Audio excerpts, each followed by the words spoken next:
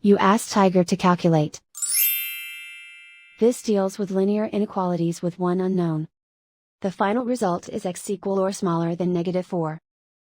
Let's solve it step by step. Group all x terms on the left side of the inequality. Subtract 4x from both sides.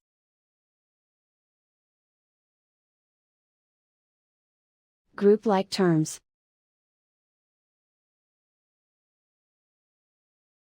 Simplify the arithmetic.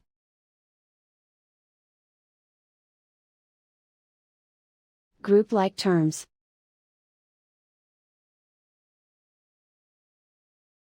Simplify the arithmetic.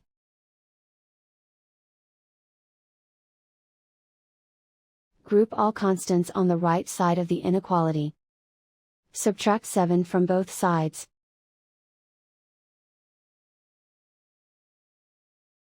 Simplify the arithmetic.